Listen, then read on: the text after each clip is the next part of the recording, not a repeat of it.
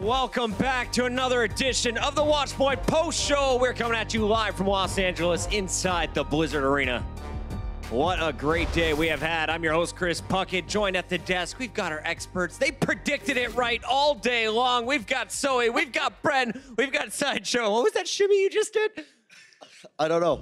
Can someone gift that one more time, Bren? Really? Yeah. Thank you. I need that on Twitter later. All right, well, we know our semifinals are in the books here for stage one. The playoffs, though, will continue tomorrow, and we still have the undefeated Vancouver Titans taking on the undefeated San Francisco Shock, at least when you look at just playoff numbers. We'll get to that in just a bit. But so let's start here with what we do every post-show. What did you learn today? I mean, I'm not sure if that's a new thing I learned, but, you know, it's repetition is key when you're learning something. And the Vancouver Titans repeatedly stomped their opponents. And I learned today that they just don't have a crack in their armor. I just can't see it. Looking so clean. Yeah. I like it. What about you, Brian? What did you learn today? Philly are not the best team when it comes to Ryan Triple Time Dribble Sport. I mean, when you say it literally like that, it's not a hot take, is it, at all? Yeah, but I'm assuming the implication is that you disagree that they were underrated throughout the season or something like that?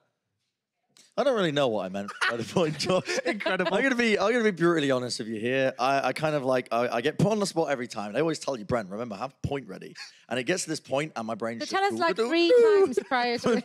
My brain is empty. I'm thinking about coffee or something. I don't know. We're going to get you a notebook. What about you, Josh? You actually prepped for this segment, right? What do you got? Yeah, well, what I've learned over the course of this playoffs as well as today is that the aggressive style of triple tank, triple support seems to be the best style. We've seen teams try the Sombra like Seoul Dynasty. We've seen teams try a more passive defensive approach like the NYXL. And in the end, the teams that made it to the final are the 2 teams that play the most aggressive version, the Titans and the Shock. So I think that's the best. Holden W always wins, and in that first match of the day, the Vancouver Titans showed the world that they are definitely the best team in the Overwatch League right now. Let's take a look at those games. It all kicked off on...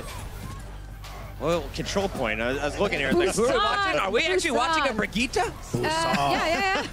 Is that a Brigitte? You were confused for a moment. Axel. All right, yeah. Busan was our first map here.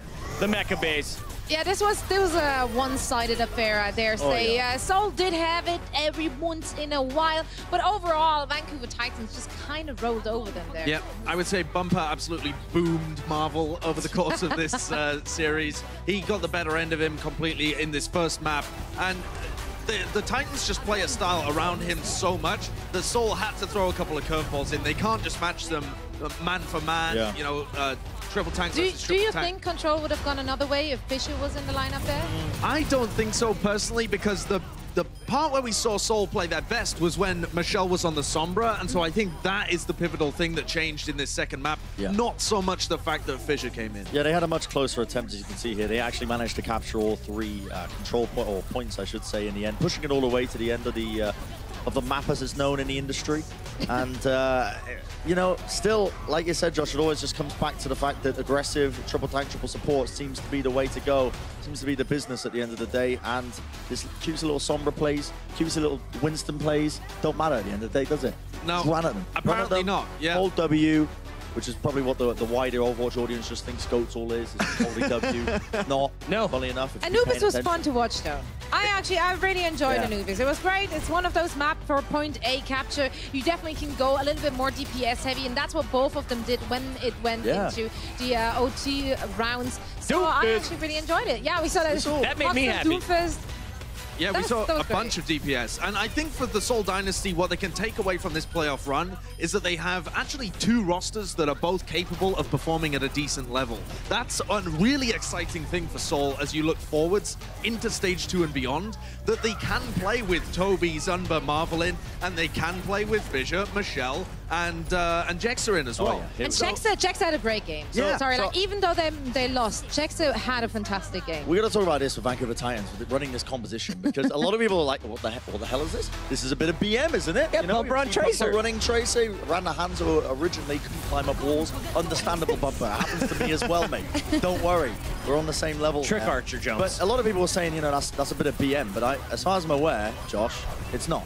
Well, it's a little bit of flexing for sure, but it's literally what he said in the post-game interview. He wanted to flex over. But they have tried that strategy before. I do know that they've tried that strat before in the past, where Janu moves over to the Wrecking Ball and Bumper plays DPS. He doesn't look like the strongest DPS player in the world, I'm going to be honest, but the Titans just looked like they were kind of crushing, and they even took their foot off the gas a little bit in Rialto, I think. They looked a little bit more sloppy, but they're just outclassing Soul. Oh, Orisa in the water. That was one of my favorite boops of the day. Can I ask a general question here? Do you think psychological warfare is a real thing that these teams need to be playing for, you know? I think like, the Titans kind of do it mentally accidentally. boom a team to get the win in the end? I'm not sure that the Titans do this as a deliberate strategy, though. I think they are just outrageously confident in themselves and their own play, and it tends to give them an advantage. If you're looking at the numbers, you really can't blame them. Talking of numbers, I want to take a look at our main tanks. Fisher, Bumper. We talked about this matchup time and time again, and yeah, I mean, just looking at the final blows right here, Bumper is just getting so much more out of his aggression, and I saw him baiting out Fisher's aggressive side. Fisher did try to kind of emulate it later on in the game, and it just didn't pay off for him. He didn't have the same amount of support from his team right there. In depths, they're actually not super far apart from each other. I mean, Bumper is known to be, you know, he loves to die. He's very liberal with his life. He's good at getting back into the fight, you know, whether he's charged out of it or is coming off respawn. He's going to get there. They win regardless, so it doesn't matter to him. I like it. Well, good numbers there for Bumper. As you mentioned, though, that's probably not a fair fight because the whole team was supporting Bumper, Fisher.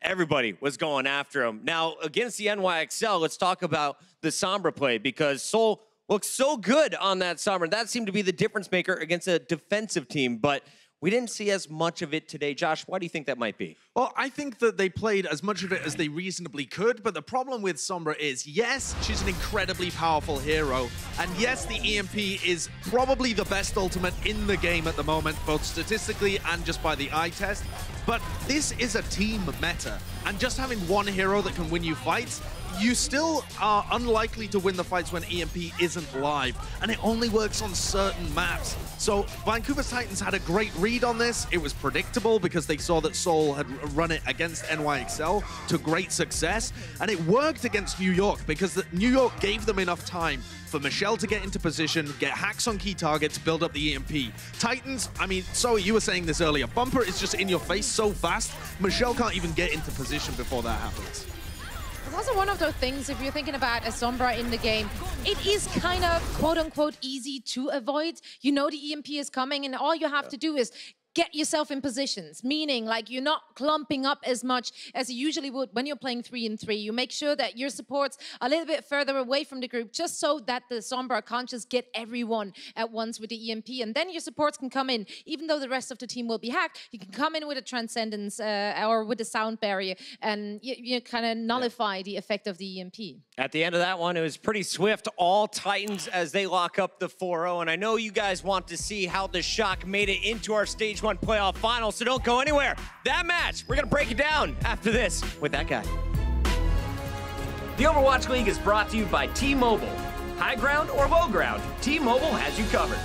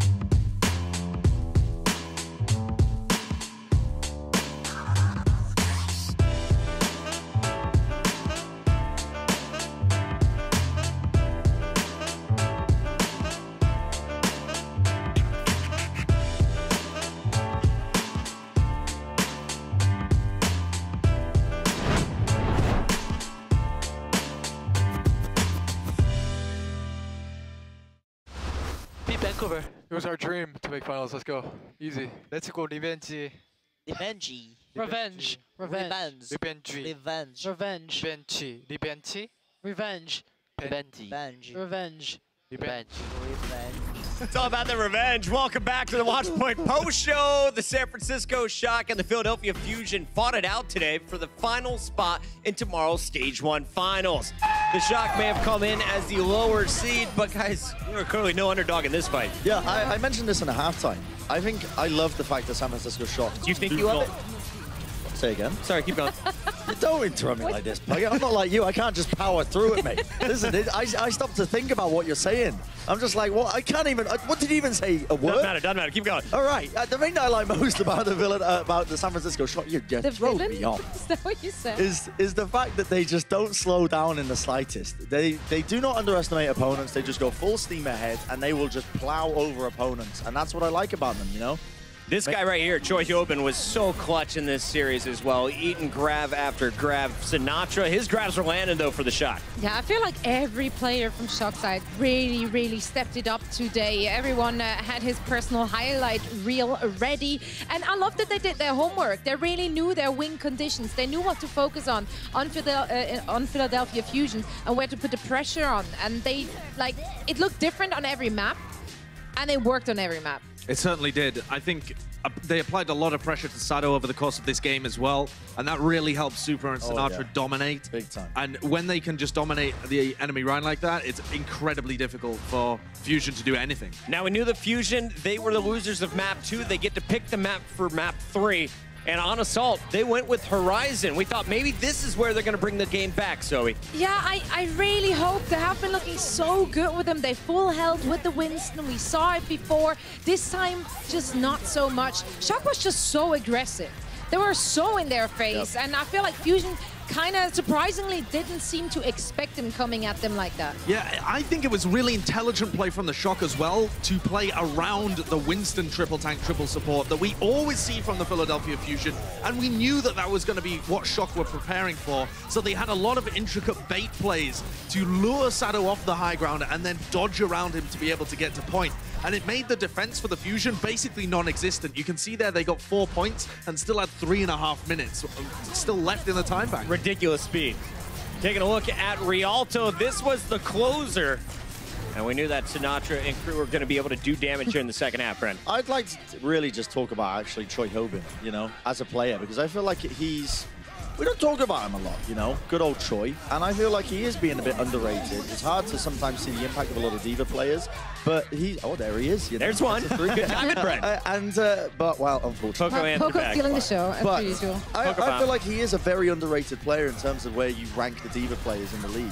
And he's always been up there. It's just, you know, he kind of gets overshadowed by a lot of the bigger personalities on his team. And I think a lot of people remember Nevix in the lineup here for the Shock, playing the Diva formerly. Choi Hyobin brought in at the end of last year, got used a bit. Now he's used quite a bit more often. Do you ever see Nevix back in the lineup if you're the Shock, or do you just stick with this? They used to run him a little bit on Horizon Lunar Colony, but I think Choi is so good that I would stick with him at the moment. Yeah. You know who I also would stick with? Moth. That's right. Zoe, two of the most well-known Lucios in the game faced off today. You highlighted it. We had a bit of a playstyle difference between these two players. Neptuno, the super frag-hungry player on the support, going up against Moth, who's a bit more passive. But what did you see in-game? Yeah, I think we can pretty easily tell the playstyle difference if we're looking at their death per 10. Neptuno really up there. Yeah, he's a lot more aggressive. He's really trying to be more of a frontline Lucio than anything else. Meanwhile, Moth is actually staying in the back line, making sure that he gets a boop here and there. And, you know, like he's the ninja of the DJs. He's a quiet DJ. Yeah, I think Neptuno goes for a lot of playmaking, which is great in this meta, but it has to... Can be great. Yes, it certainly can be great. I think a couple of Lucios like Moth and like Slime and Animo are very good at picking their timings more. So they can be passive and helping their team and peeling for them, or they can go and make those big plays when it's needed. It just feels like Moth, when he is going for those big place, it seems like it's more coordinated with Right. the team. It looks like there's an actual discussion where they all are aware that Moth is now going out of position and trying to get like a more like sneaky play or whatever. Meanwhile, with other teams, it's just like Lucio flying off, and you know, maybe it works, maybe it doesn't. Like Smart Cruz. lad. Yeah, Cruz. Didn't want a Cruz name likes call, to but let's explore the drop map it. sometimes. All right, let's keep this moving. After the back-to-back 4-0s, we know the finals for tomorrow's Stage 1 battle is set. Titans versus Shock, and here's a look at how our two teams got here.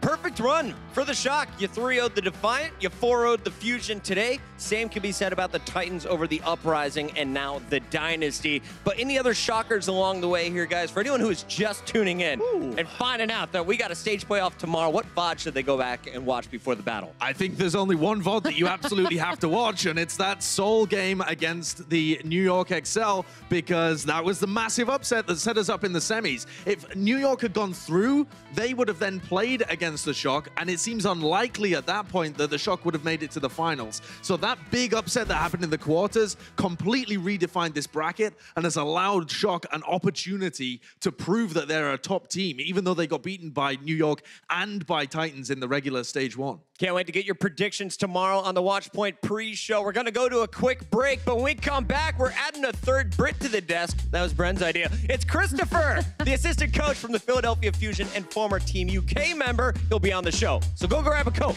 We'll be right back. Pandemonium. Pandemonium. The Overwatch League is powered by Intel. Game, record, stream without compromise on Intel Core i7. And by Omen by HP, the official PC and display of the Overwatch League.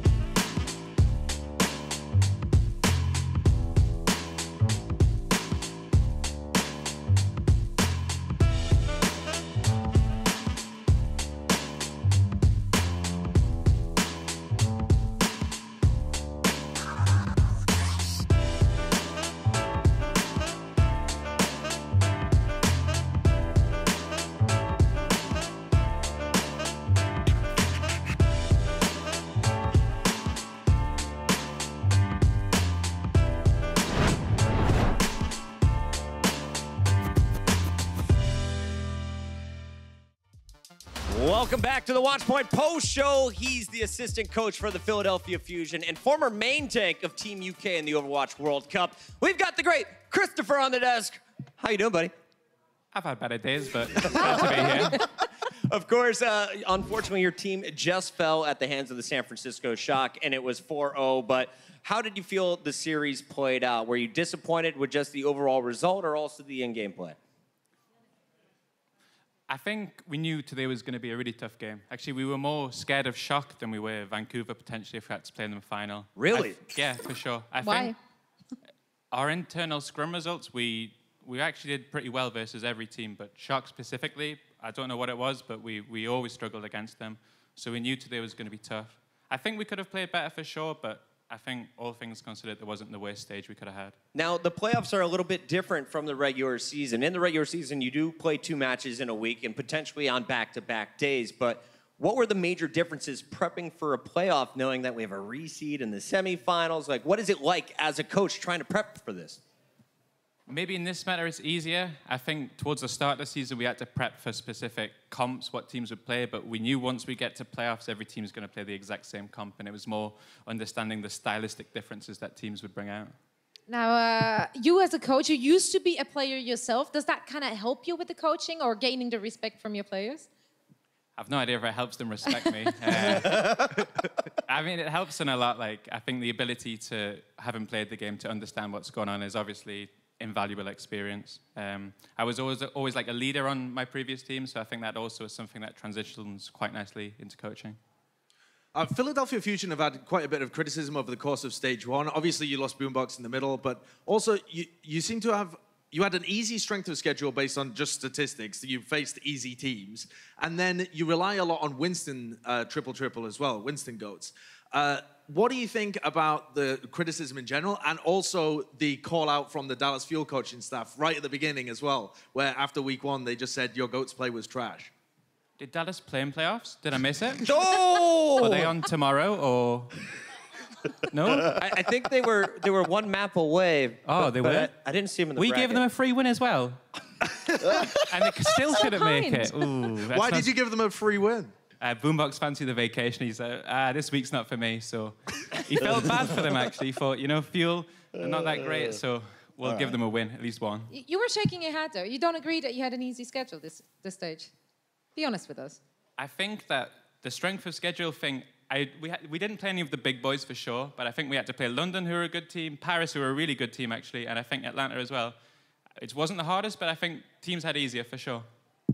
Okay, so you've talked the talk against Dallas. So my question is now, actually, are there any other teams you feel that are talking the talk but are not walking the walk, per se, as the saying goes? Atlanta definitely talked the talk, but Let's twice create some storylines here, Chris. Come on, give us some sound to bites. walk the walk. Toronto? No, he said Atlanta. Open your ear holes. Yeah, stop talking over him. He can answer. Go ahead. Yeah. Who else? Paris were maybe a little bit cocky at the start, a little bit, and not so cocky anymore. What do you think about New York? I thought they were going to win the stage actually going into it. Okay. And I think going into playoffs, I thought they were going to win the stage. I think so much of this meta is like a stylistic thing. I think New York, if they'd played any team other than Seoul, or maybe any team that isn't like a Sombra Goats team, I think they would have been fine. I think that's the nature of a slow play style. When you play against Sombra Goats, it's really difficult. Okay. I was talking to you a while back as well, and you seem to have a hot take on the Titans. You said something about them being the most overrated team. Do you still agree with that after you've seen them destroy everybody in the playoffs? I would have loved to say yes if we were playing them tomorrow, but it feels a bit cocky to say it now. Yeah. Understand. Well, Christopher, we usually play a game called Rapid Fire here on the Post Show with all of our guests, but you know, since it's your first time and a first time having a coach here on the show, we're gonna do something a little bit different this time around. We're gonna call it Player Most Likely. We still want your answers as fast as possible. Are you ready? Let's do it. All right, let's kick this one off. Player most likely to be late for scrims from the Philadelphia Fusion. Neptuno every day. Who's most likely to take out the trash in your team house? Fraggy's probably the most responsible. Oh, nice. Oh, nice. Okay, Ready? all right. Most likely to die first in a team fight. Sado for sure. Most likely to argue with you when you try and tell them. Josh, Eco, every day, over everything. Doesn't matter what. Oh, it's sunny today. No, it's not. Most likely to become a coach after they retire. Fraggy, I think. Yeah, I think he's got a good mind for it, for sure. All right. Who's most likely to get tilted in game? Neptuno. Yeah, Neptuno for sure, actually, yeah. Most likely to play Batiste. Hopefully, main support, so Elk or Neptuno. Okay, could see some more elk. I like that. All right, here we go. Most likely to get traded. No one. Almost got them there, Josh. Exactly. I just threw a curveball in there. Honesty, just testing the Brits. It's just banter. All right. Now there are only 2 matches today, but there is no shortage of huge moments. Christopher, we love having you on the desk, and I want you to stay here right now because it's time for the most over-the-top moments of the day. Feel free to jump right in. We're kicking things off at number 5 today. It's Bumper playing Hanzo-ish. I struggle with this all the time in ranked. I don't see what's so funny about this. So this is a real issue for me, is climbing walls, especially when, like, he can't double jump, you know? He Have they struggles done with this it. before? Keeping it moving. We got Take it. Sinatra grabs at the spawn door. They're camping, they're trapping. How frustrating was this to watch? It wasn't that great, to be honest with you. It definitely could have been better. Could have been better. Could have had better feels. At number 3, let's take a look at the back-to-back boops on Rialto. That was a huge boop, actually, from Bumper, because that allowed them to get around the corner, and that corner of Rialto is like the most defensible point in probably the entire game at the moment in the Goats Meadow. Enormous play from Jexe. He actually had a really good performance. Ridiculous stuff from Jexe, but not good enough for a win at number 2. Jono eats the grab, and then we see the big bomb coming in. This is a classic, though, you know. See the grab coming in. I do this all the time. Really? You do this all the time in your silver games. I'm just an absolute freak of nature on every hero I play, Joshua Wilkinson. I don't know what to tell you. At least. It's Super's mucus? What? Excuse me?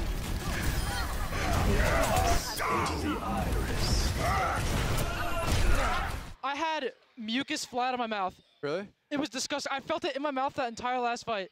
It was disgusting. Hey, focus defense. We got this. That might have been the most disgusting thing that's happened on stage.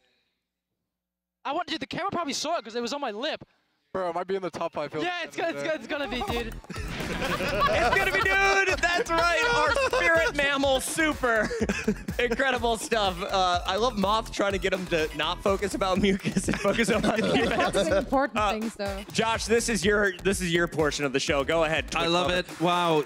Any surprises? Boy, Shanghai Josh? creeping into 10th place. This is an absolute barn burner. This Twitch Geobits race, it's got me hooked. It's the only reason I tune in to Watchpoint every day. I thought so. Let's take a look at the people as well. I want to see who's any changes. Oh my God, it's the exact same people. Blackish Bobby's still at number 10. He was in the studio today. Yeah, we just saw him actually. Said hello. Lackush Bobby. Yeah, Blackish Bobby. Yeah. Sure. That's how you say it here on Disney XD, guys. Big shout out to Christopher. Much love to the assistant coach. Follow him on Twitter. He's hilarious there and everywhere we go. And of course, the Watchpoint Postshow returns right after the break. Don't go anywhere. We'll be right back.